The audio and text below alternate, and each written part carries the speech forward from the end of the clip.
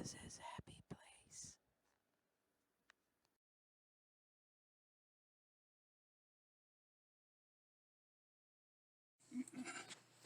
Is it show and tell? Yeah, show and tell. Well, let me see, I'm making, That's his police station. huh? That's his police station. Well, I said, that's your police station you made. that's my, that's my, that police station, when I bought it, was just a police station. Mm-hmm. And, I ain't gonna tell how much I paid for it, but, $1. 50 cents. 50 cents, I was And, close.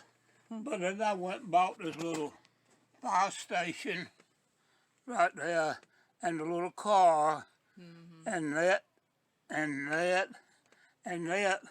was a little fire station for $1. Yeah. And the rest of it, I just added like the man, the two little dogs. But I'm gonna take that the two little dogs off. I'm gonna put something else up there. Who is that? Whatever he is, he's walking the dog. Cause I want the two little dogs. He's walking But I two can put dogs. these little things up them places, the dogs. Yeah. And but I'll leave that dog in Yeah. that lighthouse. And you But got anyway, you got a snake. The snake, I'm working on the snake. I'm painting the snake. Yeah. And you see, I hadn't finished painting the snake. Yeah. But I'm painting him a different color. He's a bad looking snake. But anyway, I think when I get my little house built, I think I'll probably get $12 for that thing. Maybe. I'll put $12.50 on it. And if somebody might offer me $11, and I'll take it. I didn't pay for it. Anybody want to buy it? Yeah.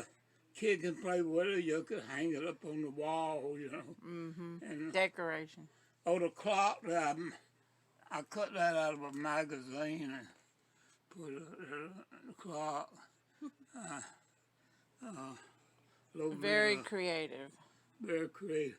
Okay, I got something else here. What? I'm making this box. I'm gonna send it to Bill Kirby.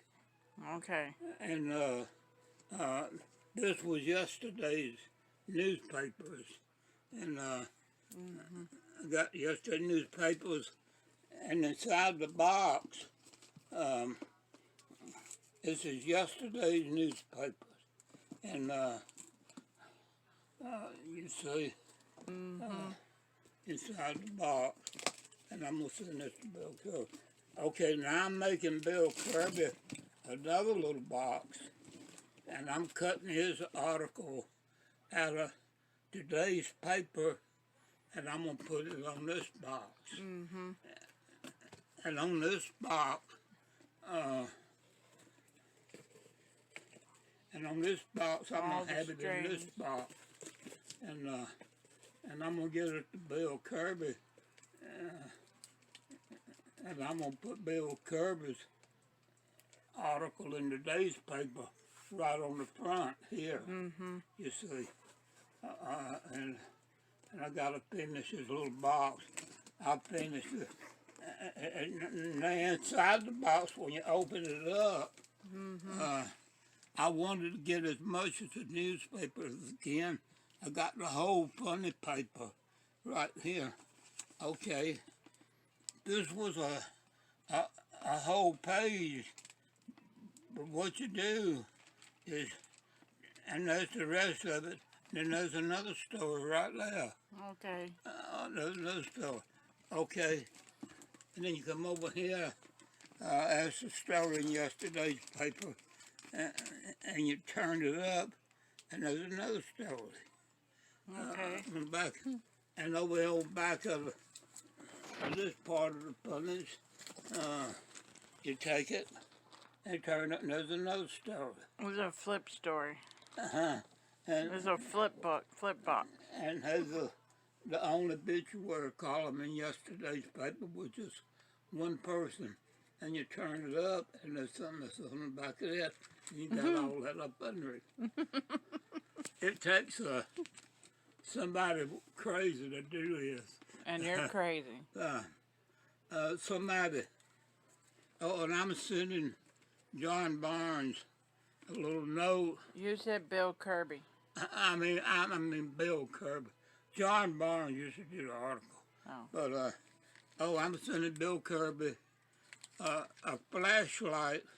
I met Bill Kirby one time. I took a flashlight down to the Augusta Chronicle. I took a flashlight to him. It's a hillbilly flashlight.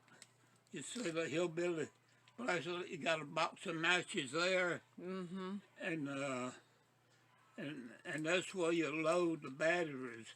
You take a match and stick in the flashlight.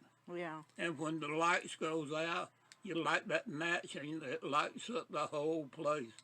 But this is an old, but I had already taken one and give to him, but I want him to have this one. This one is about 6 years old. Okay. And it's got the old. Sunday. Does it still work? It still works as long as you don't let the batteries get wet. Okay. And I got a little note here, if you want to read it. I'm sending John Barnes.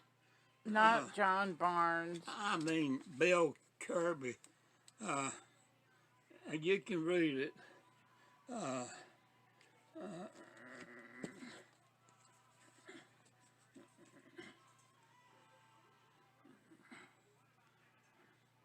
sending Bill Kirby.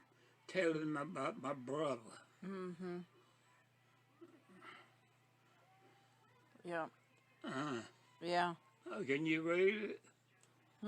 I tell him about my brother. I want to write a little bit more on another piece of paper. All right. And I'm going to tell him about my brother. I told him that he started a Baptist church in 1954.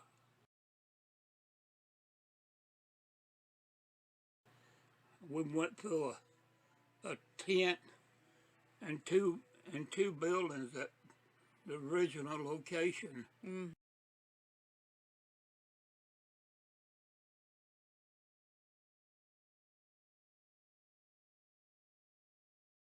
Piney Heights was the name of the church. Piney Heights Baptist Church. My brother started that church in 1954, and I was not at the first church service. I was at the second church service, and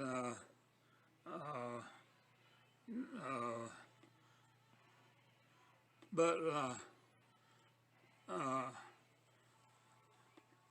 we had gone through a tent and two church buildings on the original location, and my brother said he would move to another location if he could move on Main Street. Yeah. And so the church moved to a complete location, to Clearwater, South Carolina. Moved from Langley to Clearwater, South Carolina, about 8 miles away. And we got a real pretty church now.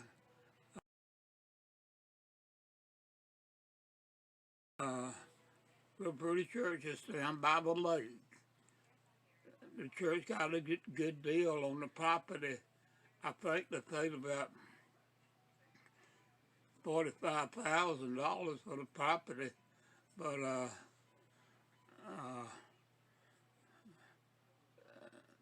the property was owned by some people that owned a mill from across from it. The mill was already shut down, and they didn't realize the value of the property. After my brother had signed the papers, they could have gotten $1 million for that property. But my brother had signed the papers, and they wanted him to give the property back to him, but he wouldn't do it. So he had already paid, the church had already paid for the property. And my brother could have, the church could have sold a little portion of the land up by the highway. McDonald's wanted to buy a little portion of it. They was going to pay $1 million for a little portion of the land, which my brother didn't pay but $45,000 for about 45 acres. And no, he paid about $300,000, what it was. And but anyway, McDonald's wanted to buy a little portion of it up by the highway for $1 million. But my brother said he didn't want a hamburger joint sitting on the church property, and he didn't sell it. Okay. But in the meantime, across from it is a CVS drugstore built across from the church on the other corner, and on another corner down by the church, on another corner, is another like CVS and maybe Walgreens or something like that, one of these drugstores. And it's there's a big shopping center done, was already out there with a lot of stores in it. And they got and since my brother put the church there, a Dollar Tree store has moved in, and Advanced Auto Parts store has moved in up from it, and the Dollar Tree, Advanced Parts, it's Kentucky Fried Chicken up there, and I don't know, but it's a busy street now, and my brother moved the church down on Main Street, and it didn't got to be Main Street, but we do have a beautiful church. It was 1990 when the church moved there, about 1990,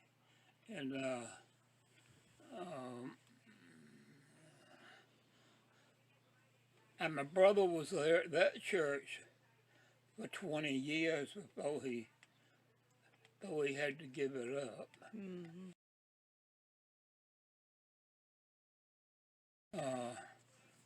But altogether, he was at Piney Heights and the new church for 54 years.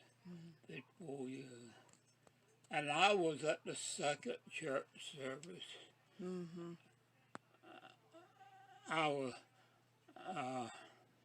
I got chewed out by my mother and my brother for not being at the first church service. But I had a date with a girl that Sunday morning, and I went to her church, First Advent Christian Church. So you missed it. And I went to her church. So you but missed me and it. her went that night to Piney Heights in the tent that night, and but the church, we got a big, built on one side of the church, big Family Life Center, and then right next to the church, we just built a young people's building called Youth of Tomorrow. Or something. Next Generation. Uh-huh. Next Generation. Next Generation. And that building cost about $5 million. And the footprint of that building is larger than the church. But we got, But in the new building, it's got two auditoriums, a lot of classrooms, and all that. They got a coffee shop in there, and I had been to the coffee shop. What about the coffee cup? Uh, What about the coffee cup? my coffee cup is on that No. table over there. Yeah. You can take a picture of it. I can't I'm see down to it. 1 cup a day. Well, you can go around there. I'll get it. And take a picture of it. But anyway, I gotta finish Bill Kirby's box. I'm gonna mail it to him. I would take it down there, but I think I'll mail it. I made him before. I was just a hillbilly flashlight I made for him. Yeah. But I'll wrap it up and mail it.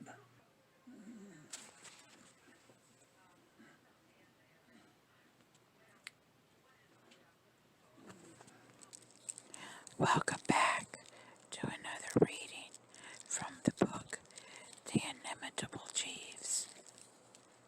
This is story number 4, and it's called Sir Roderick Comes to Lunch.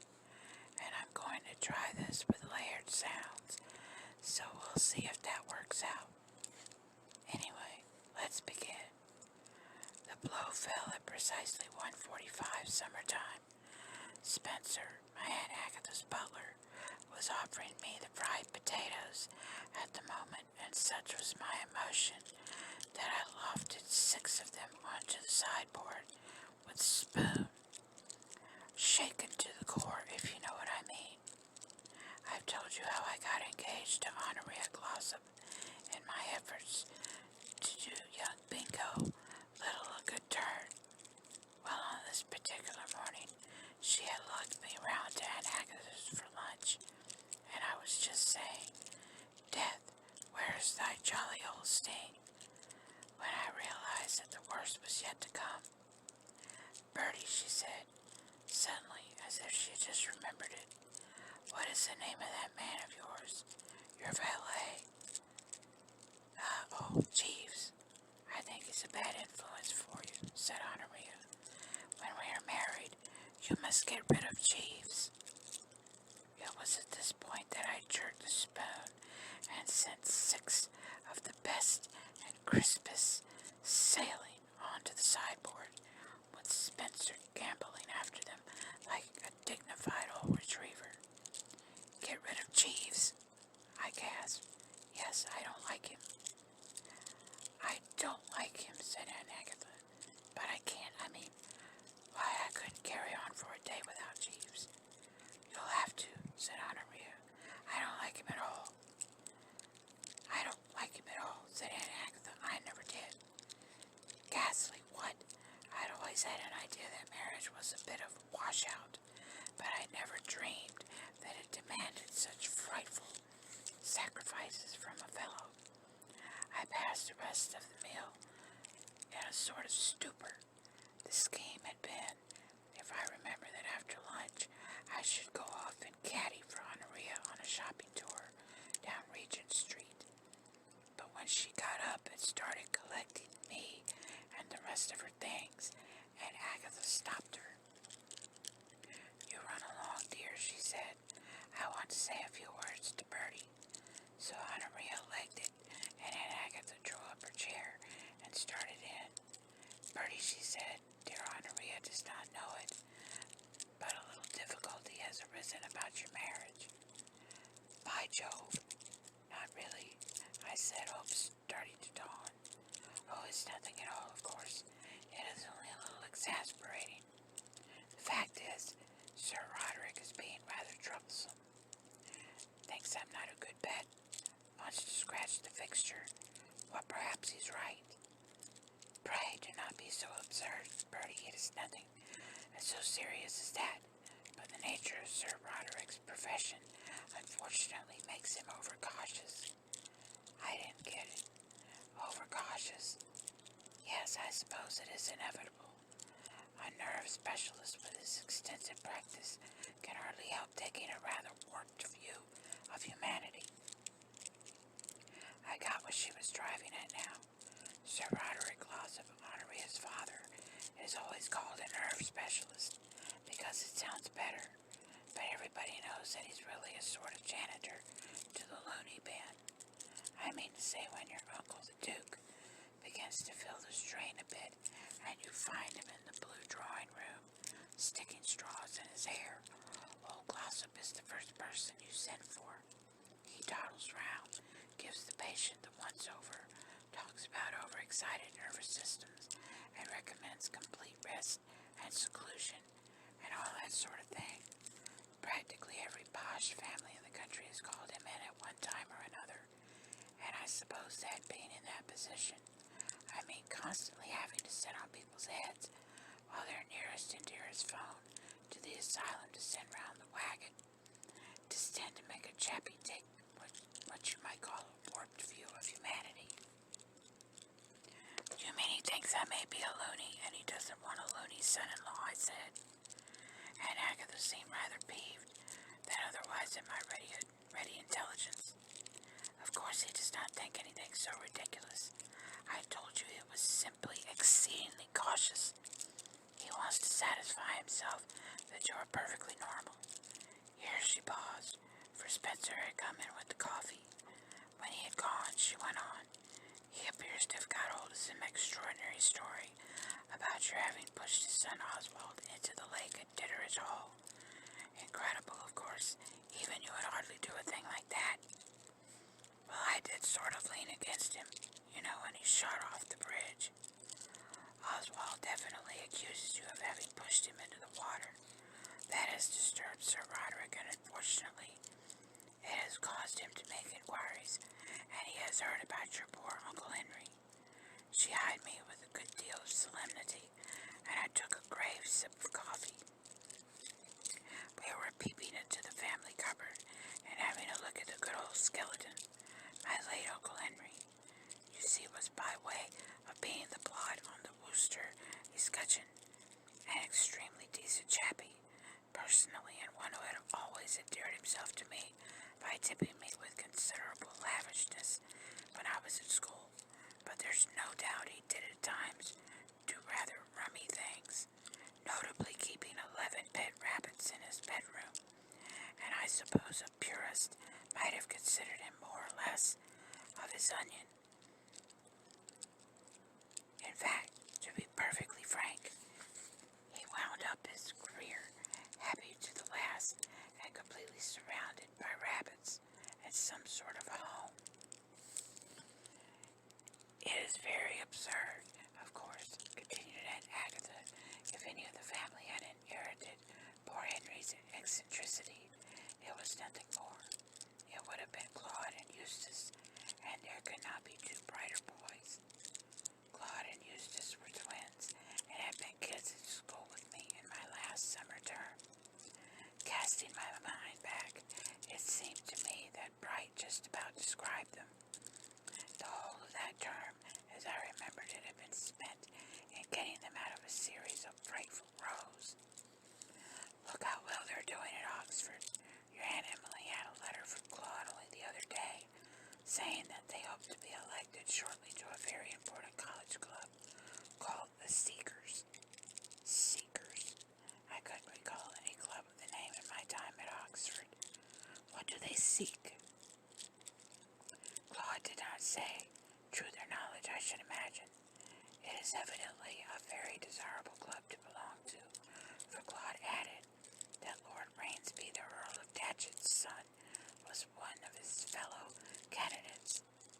However, we are wandering from the point, which is that Sir Roderick wants to have a quiet talk with you quite alone. Now I rely on you, Bertie, to be, I won't say intelligent, but at least sensible. Don't giggle nervously. Try to keep that horrible glassy expression out of your eyes. Don't yawn or fidget, and remember that Sir Roderick is the president of the West London branch of the Anti-Gambling League, so please do not talk about horse racing. He will lunch with you at your flat tomorrow at 1:30. Please remember that he drinks no wine, strongly disapproves of smoking, and can only eat the simplest food. Owing to an impaired digestion, do not offer him coffee, for he considers it the root of half the nerve trouble in the world. I should take a dog biscuit and a glass of water. What about meet the case? What, Bertie? Oh, all right. Merely persiflage. Now it is precisely that sort of idiotic remark that would be calculated to arouse Sir Roderick's worst suspicions. Do please try to refrain from any misguided flippancy when you are with him. He is a very serious-minded man. Are you going? Well, please remember all I have said. I rely on you, and if anything goes wrong, I shall never forgive you. Righto, I said, as though home with a jolly day to look forward to. I breakfasted pretty late next morning and went for a stroll afterwards. It seemed to me that anything I could do to clear the old lemon ought to be done, and a bit of fresh air generally relieves that rather foggy feeling that comes over a fellow early in the day. I had taken a stroll in the park and got back as far as Hyde Park Corner, when some blighter sloshed me between the shoulder blades. It was young Eustace, my cousin. He was arm in arm with two other fellows, the one on the outside being my cousin Claude, and the one in the middle, a pink-faced chappie with light hair and an apologetic sort of look. Bertie, old egg, said young Eustace, affably. Hello, I said, not frightfully chirpily.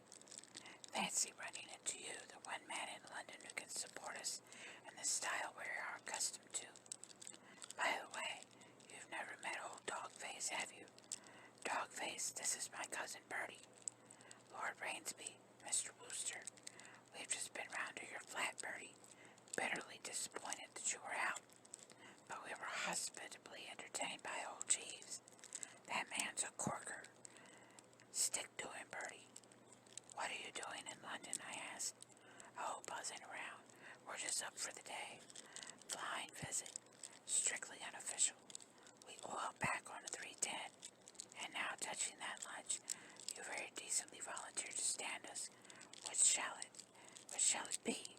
Ritz, Savoy, Carlton, or if you're a member of Ciro's or the Embassy, that would do just as well. I can't give you lunch. I've got an engagement myself. And by Jove, I said, taking a look at my watch, I'm late. I hailed a taxi. Sorry. As man to man then, said Eustace, lend us a $5. I hadn't time to stop and argue. I unbelted the $5 and hopped into the cab. It was 20 to 2 when I got to the flat. I bounded into the sitting room, but it was empty. Jeeves shimmied in. Sir Roderick has not yet arrived, sir. Good egg, I said. I thought I should find him smashing up the furniture. My experience is that the less you want a fellow to be more punctual, he's bound to be. And I had a vision of the old lad pacing the rug in my sitting room saying he cometh not, and generally hotting up. Is everything in order? I fancy you will find the arrangements quite satisfactory, sir. What are you giving us? Cold consomme, a cutlet, and a savory, sir, with lemon squash, iced. Well, I don't see how that can hurt him. Don't go getting carried away by the excitement of the thing and start bringing in coffee. No, sir, and don't let your eyes get glassy, because if you do, you're apt to find yourself in a padded cell before you know where you are. Very good, sir. There was a ring at the bell. Stand by, Jeeves, I said. We're off. I had met Sir Roderick Glossop before, of course, but only when I was with Honoria, and there is something about Honoria which makes almost anybody you meet in the same room seem sort of undersized and trivial by comparison. I had never realized till this moment what an extraordinarily formidable old bird he was. He had a pair of shaggy eyebrows, which gave his eyes a piercing look, which was not at all the sort of thing a fellow wanted to encounter on an empty stomach. He was fairly tall and fairly broad, and he had the most enormous head, with practically no hair on it, which made it seem bigger and much more like the dome of St. Paul's. I suppose he must have taken about a 9 or something in hats. Shows what a rotten thing it is to let your brain develop too much. What-oh, what-oh, what-oh, I said, trying to strike the genial note, and then had a sudden feeling that was just the sort of thing I had been warned not to say. Gosh, difficult it is to start things going properly on an occasion like this. A fellow living in a London flat is so handicapped. I mean to say, if I had been the young squire greeting the visitor in the country, I could have said, "Welcome to Meadowsweet Hall," or something zippy like that. It sounds silly to say, "Welcome to number 6A, Crichton Mansions, Berkeley Street, W." "I am afraid I am a little late," he said as we sat down. "I was detained at my club by Lord Alistair Hungerford, the Duke of Ramfurline's son. His Grace, he informed me, had exhibited a renewal of the symptoms which have been causing the family so much concern. I cannot leave him immediately. Hence, my unpunctuality, which I trust has not discommoded you." "Oh, not at all. So the Duke is off his rocker, what?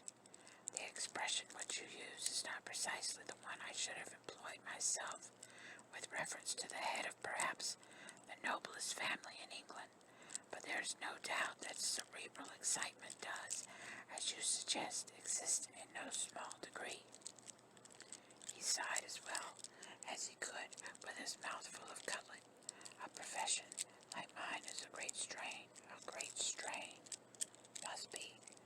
Sometimes I am appalled at what I see around me." He stopped suddenly and sort of stiffened. "Do you keep a cat, Mr. Wooster?" "A what? Cat? No cat." I was conscious of a distinct impression that I had heard a cat mewing either in the room or very near to where we were sitting. Probably a taxi or something in the street. "I fear I do not follow you.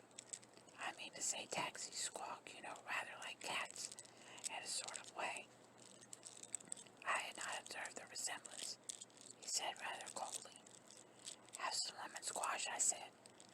The conversation seemed to be getting rather difficult. "Thank you. Half a glassful, if I may."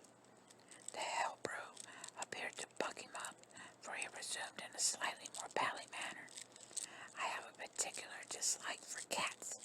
But I was saying, oh yes, sometimes I am positively appalled at what I see around me. It is not only the cases which come under my professional notice, painful as many of those are. It is what I see as I go about London. Sometimes it seems to me that the whole world is mentally unbalanced. This very morning, for example, a most singular and distressing occurrence took place as I was driving from my house to the club. The day being clement, I had instructed my chauffeur to open my landaulette, and I was leaning back, deriving no little pleasure from the sunshine, when our progress was arrested in the middle of the thoroughfare by one of those blocks in the traffic, which are inevitable in so congested a system as that of London. I suppose I had been letting my mind wander a bit, for when he stopped and took a sip of lemon squash, I had a feeling that I was listening to a lecture and was expected to say something. Here, I said. "I beg your pardon. Nothing, you were saying." The vehicles proceeding in the opposite direction had also been temporarily arrested, but after a moment they were permitted to proceed. I had fallen into a meditation when suddenly the most extraordinary thing took place. My hat was snatched abruptly from my head, and as I looked back, I perceived it being waved in a kind of feverish triumph from the interior of a taxicab, which even as I looked disappeared through a gap in the traffic and was lost to sight. I didn't laugh, but I distinctly heard a couple of my floating ribs part from their moorings under the strain. "Must have been meant for a practical joke," I said. "What?" The suggestion didn't seem to please the old boy. "I trust," he said, "I am not deficient in an appreciation of the humorous, but I confess that I am at a loss to detect anything akin to pleasantry in the outrage. The action was beyond all question that of a mentally unbalanced subject. These mental lesions may express themselves in almost any form. The Duke of Ramfurline, to whom I had occasion to allude just now, is under the impression, this is in the strictest confidence, that he is a canary, and his seizure today, which so perturbed Lord Alistair, was due to the fact that a careless footman had neglected to bring him his morning lump of sugar. Cases are common, again, of men waylaying women and cutting off portions of their hair. It is from a branch of this latter form of mania that I should be disposed to imagine that my assailant was suffering. I can only trust that he will be placed under proper control. Before he, Mr. Wooster, there is a cat loose at hand. It is not in the street. The mewing appears to come from the adjoining room. This time I had to admit there was no doubt about it. There was a distinct sound of mewing coming from the next room. I punched the bell for Jeeves, who drifted in and stood waiting with an air of respectful devotion. Sir, oh Jeeves, I said, cats. What about it? Are there any cats in the flat? Only the 3 in your bedroom, sir. What? Cats in his bedroom? I heard Sir Roderick whisper in a kind of stricken way, and his eyes hit me amidships like a couple of bullets. What do you mean? I said. Only the 3 in my bedroom. The black one, the tabby, and the small lemon-colored animal, sir. What on earth? I charged round the table in the direction of the door. Unfortunately, Sir Roderick had just decided to edge in that direction himself, with the result that we collided in the doorway with a good deal of force and staggered out into the hall together. He came smartly out of the clinch and grabbed an umbrella from the rack. Stand back, he shouted, waving it over his head. Stand back, sir. I am armed. It seemed to me that the moment had come to be soothing. Awfully sorry I barged into you, I said. Wouldn't have had it happen for worlds. I was just dashing out to have a look into things. He appeared a trifle reassured and lowered the umbrella. But just then, the most frightful shindy started in the bedroom. It sounded as though all the cats in London, assisted by delegates from outlying suburbs, had got together to settle their differences once and for all. A sort of augmented orchestra of cats. This noise is unendurable, yelled Sir Roderick. I cannot hear myself speak. I fancy, sir, said Jeeves respectfully, that the animals may have become somewhat accelerated as the result of having discovered the fish under Mr. Wooster's bed. The old boy tottered. Fish? Did I hear you rightly? Sir, did you say that there was a fish under Mr. Wooster's bed? Yes, sir. Sir Roderick gave a low moan and reached for his hat and stick. You aren't going, I said. Mr. Wooster, I am going. I prefer to spend my leisure time in less eccentric society. But I say, here I must come with you. I'm sure the whole business can be explained. Jeeves, my hat. Jeeves rallied round. I took the hat from him and shoved it on my head. Good heavens! Beastly shock it was. The bally thing had absolutely engulfed me, if you know what I mean. Even as I was putting it on, I got a sort of impression that it was a trifle roomy, and no sooner had I let go of it than it settled down over my ears like a kind of extinguisher.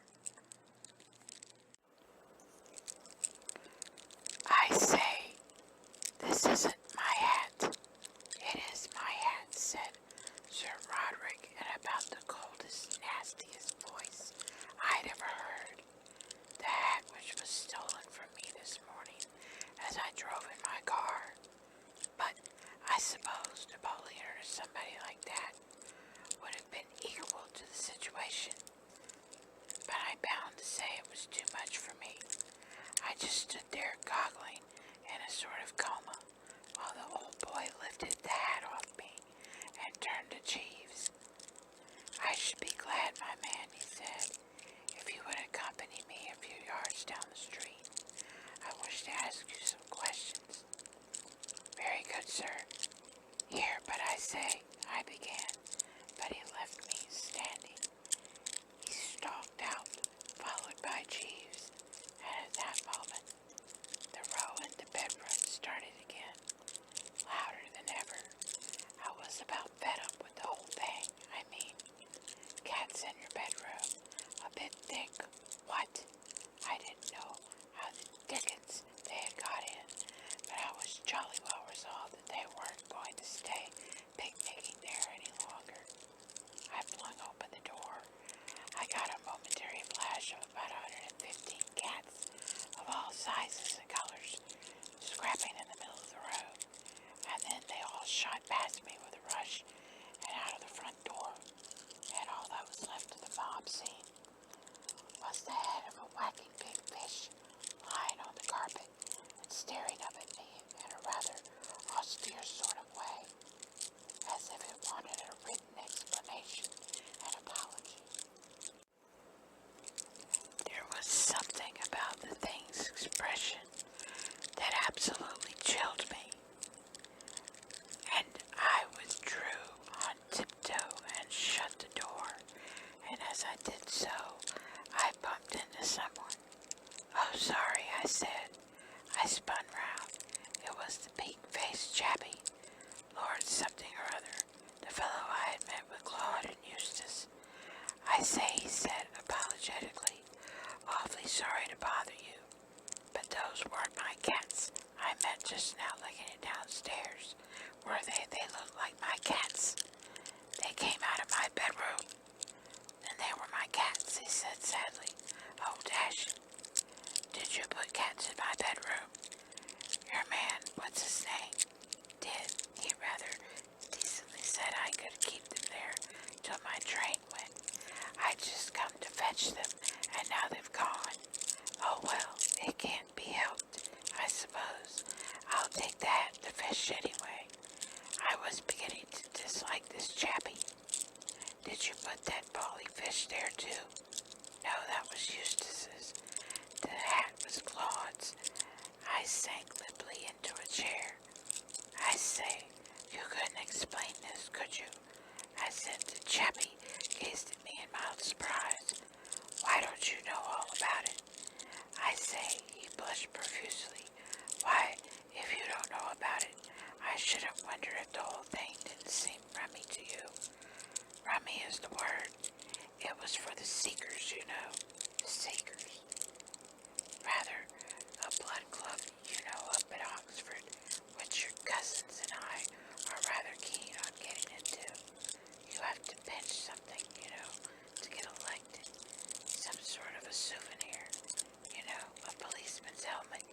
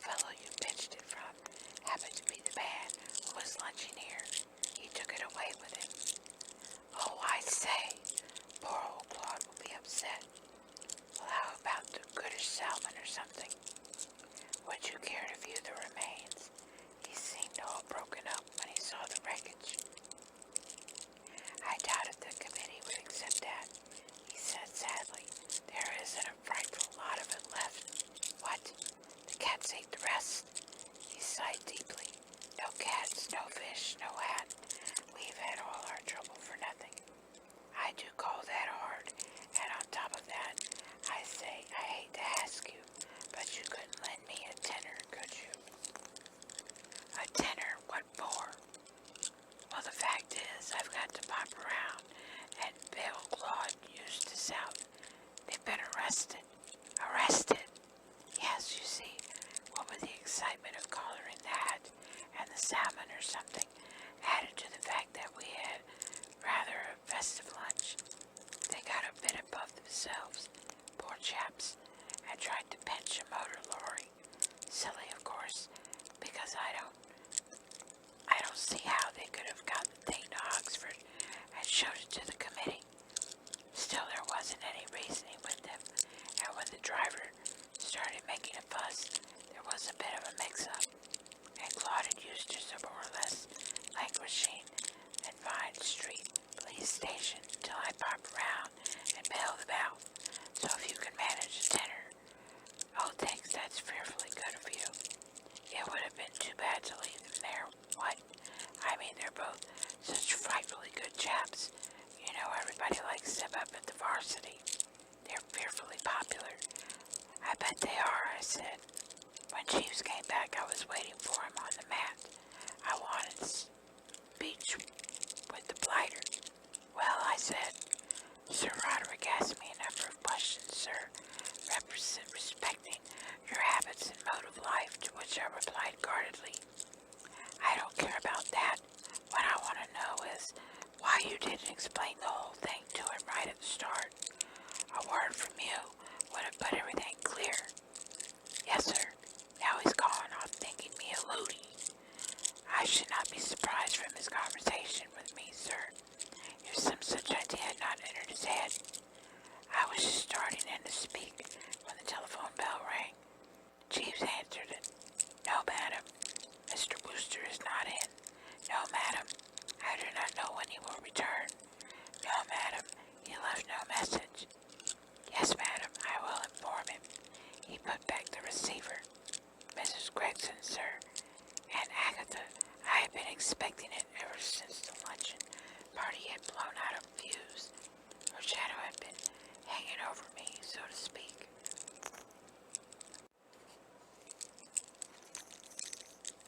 Does she know already? I gather that Sir Roderick has been speaking to her on the telephone, sir. And no wedding bells for me. What? Jeeves coughed. Mrs. Gregson did not actually confide in me, sir, but I fancy that some such thing may have occurred. She seemed decidedly agitated, sir.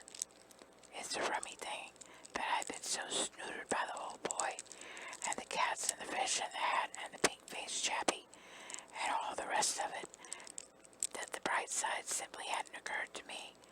Till now, by Jove, it was like a bally weight rolling off my chest. I gave a yelp of pure relief.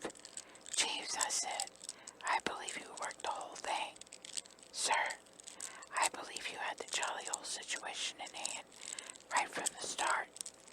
Well, sir, Spencer, Mrs. Gregson's butler, who inadvertently chanced to overhear something of your conversation when you were lunching at the house, did mention certain of the details to me, and I confess that though it may be at liberty to say so, I entertain hopes that something might occur to prevent the match. I doubt if the young lady was entirely suitable to you, sir, and she would have shot you out on your ear 5 minutes after the ceremony. Yes, Sir Spencer informed me that she had expressed some such intention. Mrs. Gregson wishes you to call upon her immediately. Sir, she does. What do you advise, Jeeves? I think a trip to the south of France might prove enjoyable, sir. Jeeves, I said, you're right. As always, pack the old suitcase and meet me at Victoria in time for the boat train. I think that's the manly, independent course. What? Absolutely, sir, said Jeeves.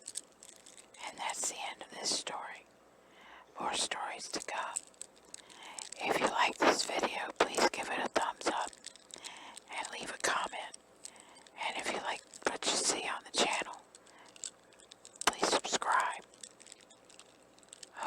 a great morning, evening, afternoon, night, week, weekend, day, whatever the case may be.